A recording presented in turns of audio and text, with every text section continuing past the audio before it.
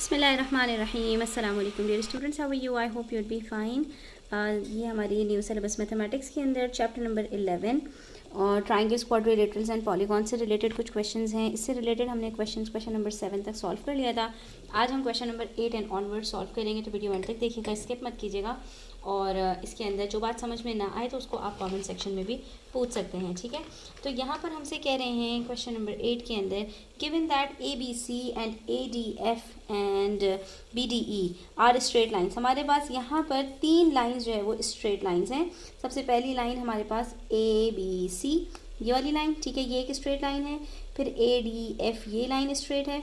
और फिर तीसरी लाइन बी डी ई, ये तीनों लाइन्स हमारे पास स्ट्रेट हैं। स्ट्रेट लाइन जब भी आपको मेंशन किया जाएगा तो इसका मतलब ये है कि वहाँ पर कोई 180 डिग्री के एंगल्स आपके पास फॉर्म हो रहे होंगे, ठीक है।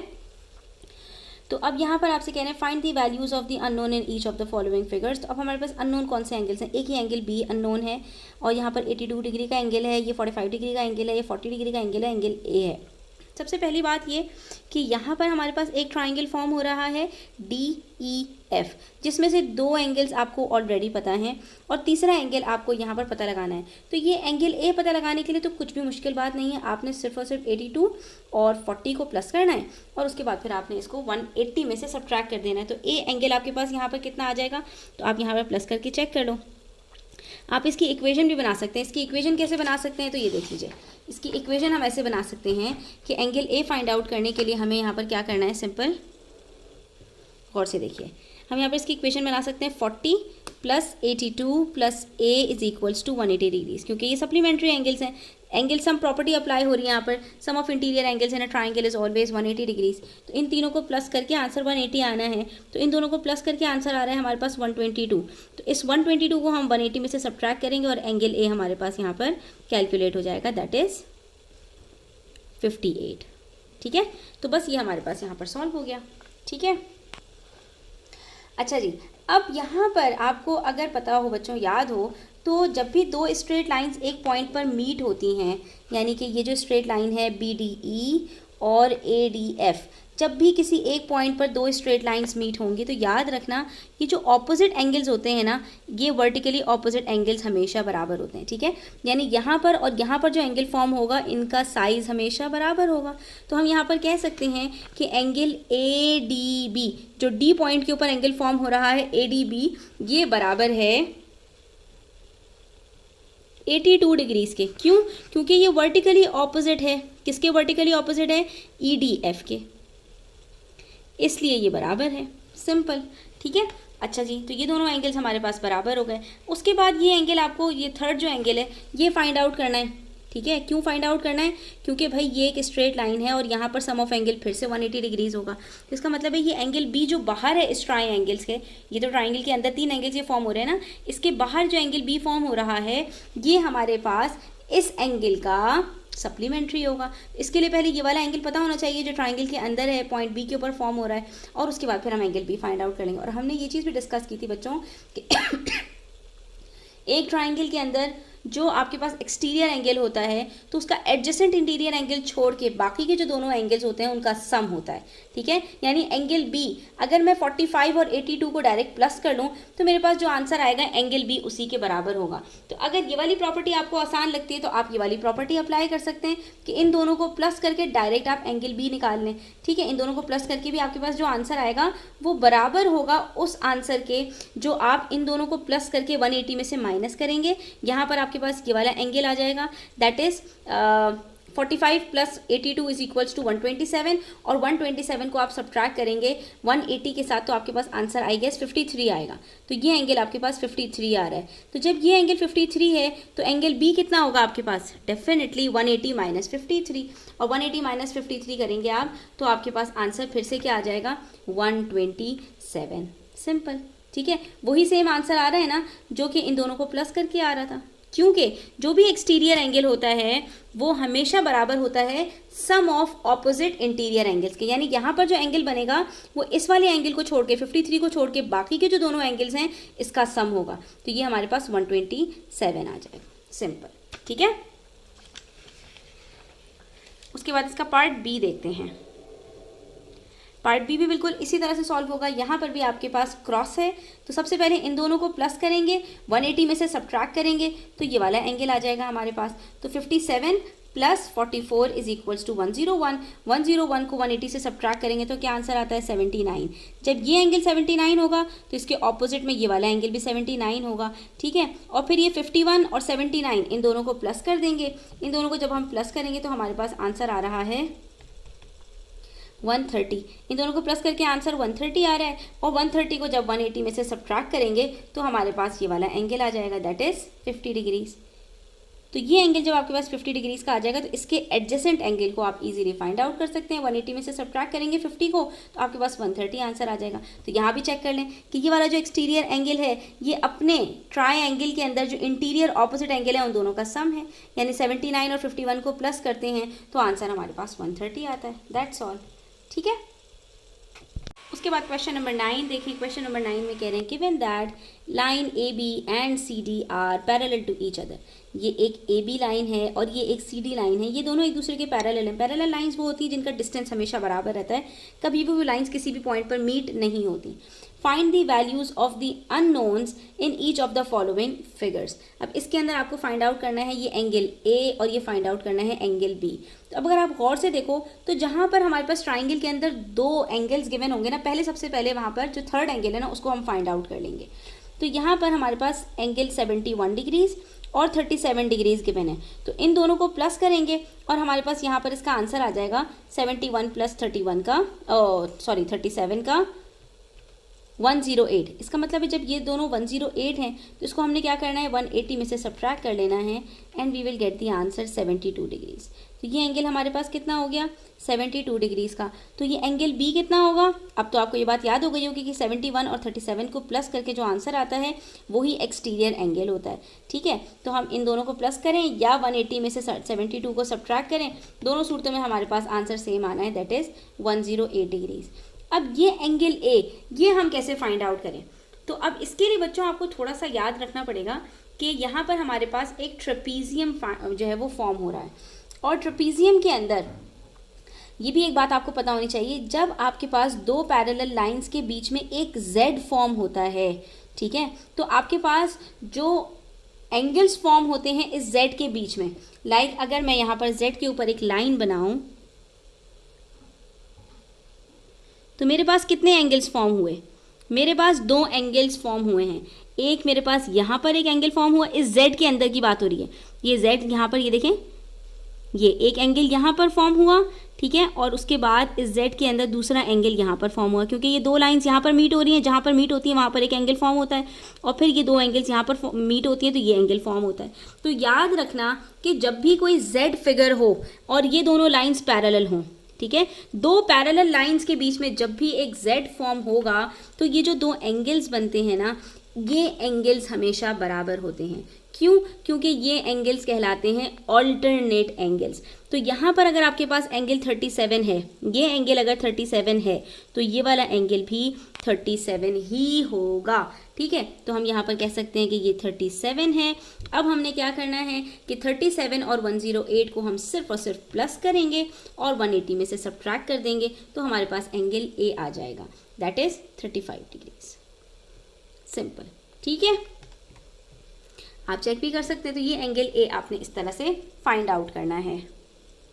कभी कभी क्या होता है बच्चों कि आप जो टॉपिक पढ़ रहे होते हैं उससे पहले कुछ चीज़ें आपके पास ऐसी आ चुकी होती हैं जो दूसरे टॉपिक से रिलेटेड होती हैं। तो यहाँ पर ये जो प्रॉपर्टी हमने पढ़ी है चैप्टर नंबर 10 के अंदर एक्सरसाइज 10B में, हमने पैरेलल लाइंस के अंदर corresponding angles, alternate angles, interior supplementary angles, ये सारे हमने पढ़ लिए थे। तो यहाँ पर अब ये क्योंकि अप्लाई हो रहा है तो इसलिए अब यहाँ पर इन्होंने इस तरह का क्वेश्चन दिया कि ऑल्दो आपको यहाँ पर ट्राइंगल की प्रॉपर्टीज़ के बारे में बात करनी थी, लेकिन स्टिल इन्होंने क्या किया कि एक आपका प्रीवियस जो कॉन्सेप्ट है उसको चेक कर लिया और यहाँ पर इन्होंने ऑल्टरनेट एंगल्स के साथ ट्राइंगल की प्रॉपर्टीज़ को जोड़ दिया, ठीक है। तो कभी कभी इस तरह भी होता है कि सिर्फ एक ही चीज़ के ऊपर आपने फोकस नहीं करना होता, जितनी चीज़ें आप पीछे पढ़ चुके हैं उसको भी आपने अपने रिविजन में रखना होता है ताकि उससे रिलेटेड आपके पास कोई भी क्वेश्चन आए तो उसको आप इजीली सॉल्व कर पाएँ। अब ये क्वेश्चन नंबर 9 के अंदर जो बाकी पार्ट बी, सी और डी है उसके अंदर भी आपके पास जितने एंगल्स आएंगे उसके अंदर सही सब जगह पर यही आपकी प्रॉपर्टी अप्लाई हो रही होगी, ठीक है। अब इसका पार्ट भी देखिए, आपके पास यहाँ पर क्या हो रहा है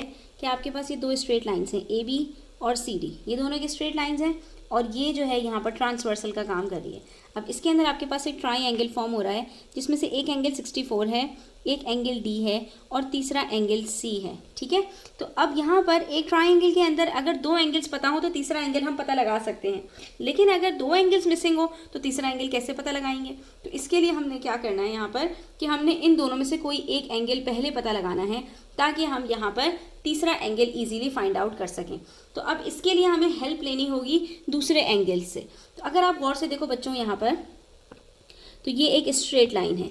जब एक स्ट्रेट लाइन होती है तो वहाँ पर जो सम ऑफ एंगल्स होता है वो हमेशा 180 डिग्रीज होता है। तो हमारे पास यहाँ पर एक एंगल 45 है, एक एंगल 64 है और इन दोनों के बीच में जो जगह खाली है वो एंगल कितना होगा। तो जब सम ऑफ एंगल्स यहाँ पर आपके पास 180 डिग्रीज होने वाला है तो इसका मतलब ये हुआ कि यहाँ पर आपके पास जो बीच में एंगल होगा वो कितना होगा, 45 plus 64 minus 180 that is 71 degrees. तो ये एंगल आ गया हमारे पास 71 डिग्रीज का, ठीक है, हमने लिख दिया यहाँ पर। अब उसके बाद बारी आती है एंगल डी की। तो उससे पहले अगर आप गौर से देखो बच्चों तो आपके पास यहाँ पर फिर से एक जेड फॉर्म हो रहा है। ये रही एक लाइन, ठीक है, और ये है आपके पास एक स्ट्रेट लाइन और ये रही एक लाइन, ठीक है। बल्कि ज़्यादा बेटर है कि अगर हम इसको कलर से ड्रॉ करें ताकि आपके लिए इसको समझना आसान हो जाए। ये एक स्ट्रेट लाइन है, ठीक है, ये एक स्ट्रेट लाइन है और ये एक स्ट्रेट लाइन है। इससे अब आप गौर से देखें तो आपके पास एक क्लियर जेड फॉर्म हो रहा है जहाँ पर ये दो लाइंस इस पॉइंट पर मीट हो रही हैं जो कि एंगल 71 डिग्रीज है और यहाँ पर ये दो लाइंस इस पॉइंट पर मीट हो रही हैं जहाँ पर दो एंगल्स फॉर्म हो रहे हैं। तो जब ये 71 है तो ये भी 71 होना चाहिए, लेकिन हमारे पास यहाँ पर ये दो पार्ट्स में स्प्लिटेड है।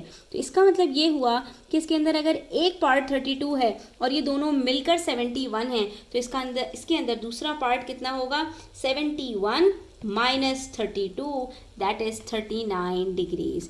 तो ये एंगल आपको एंगल सी इस तरह से पता चल जाएगा। तो हम यहाँ पर कह सकते हैं कि C plus 32 is equals to 71।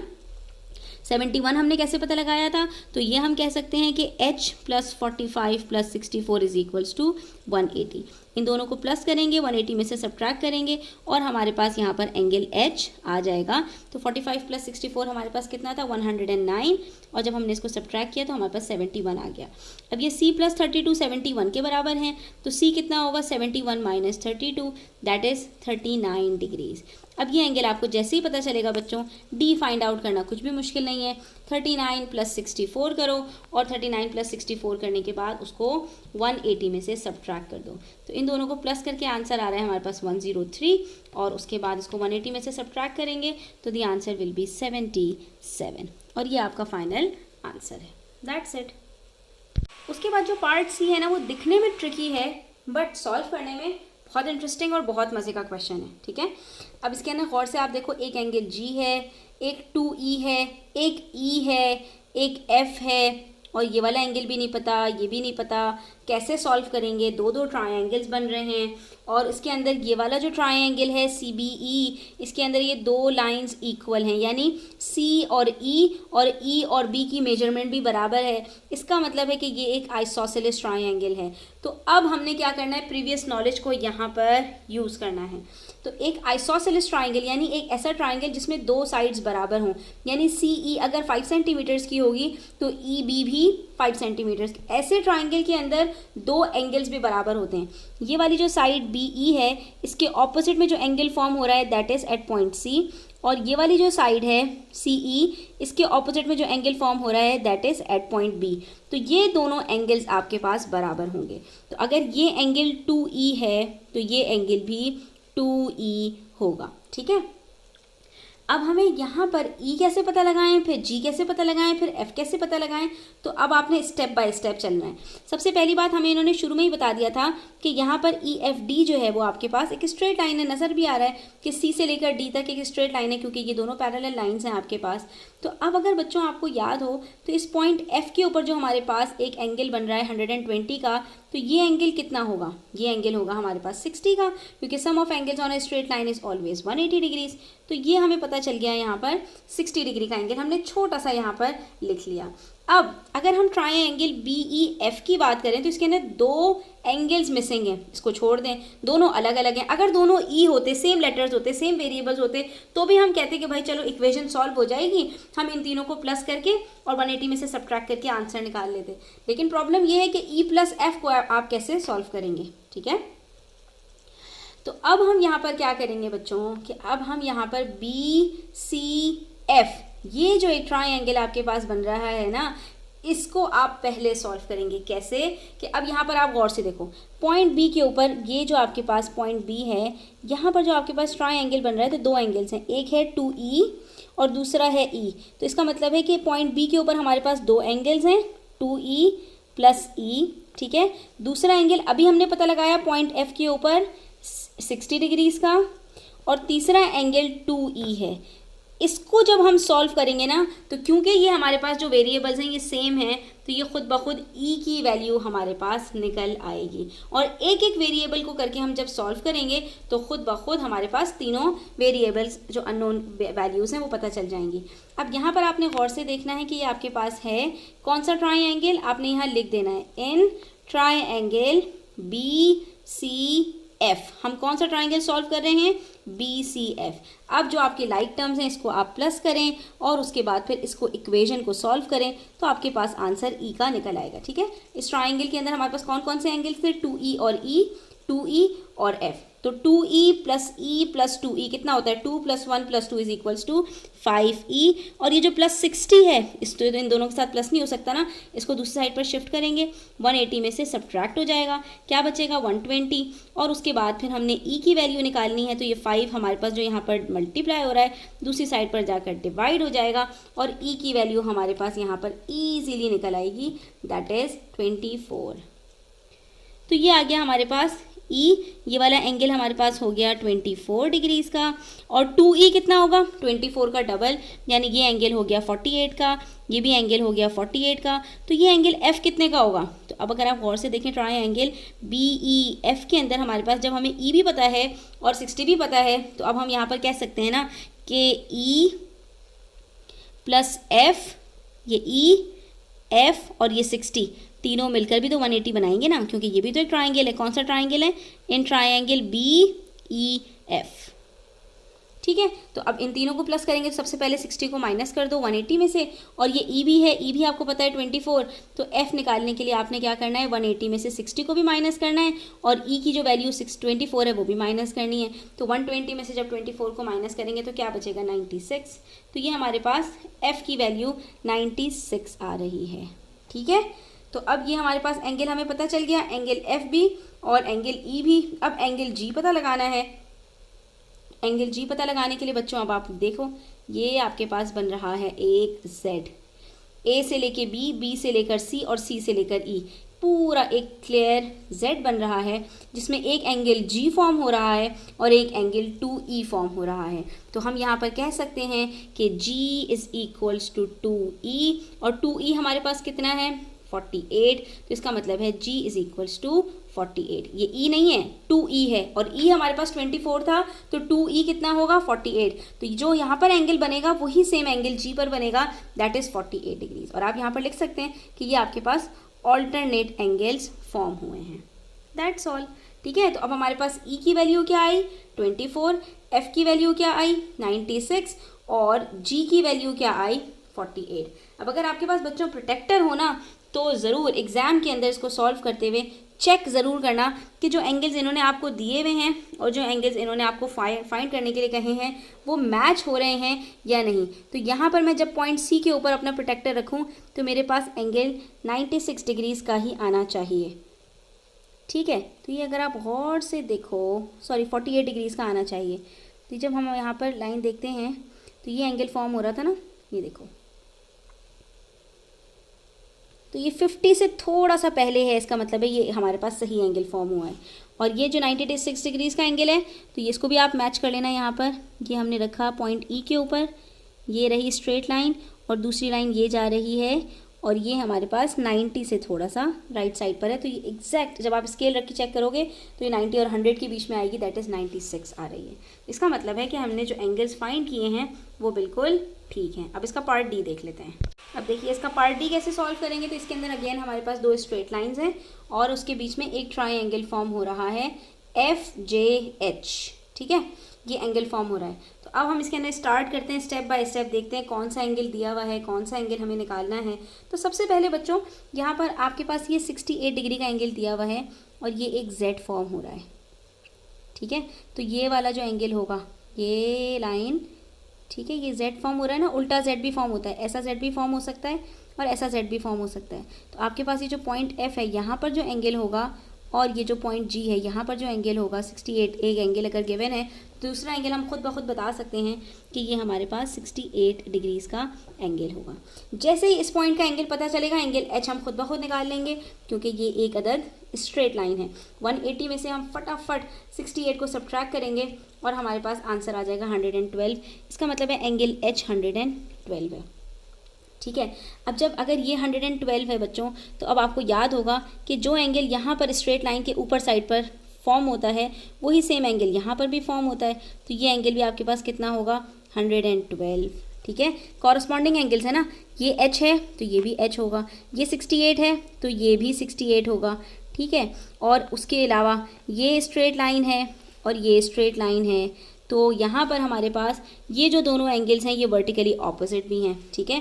दो स्ट्रेट लाइन जब एक पॉइंट पर मीट होती हैं तो ऑपोजिट एंगल्स हमेशा बराबर होते हैं ना, तो ये अगर 68 है तो ये एंगल भी 68 होगा, ठीक है। तो इसका मतलब ये हुआ कि स्ट्रेट लाइंस के ना बहुत सारे एंगल्स एक जैसे होते हैं, कोई किसी वजह से, कोई किसी वजह से।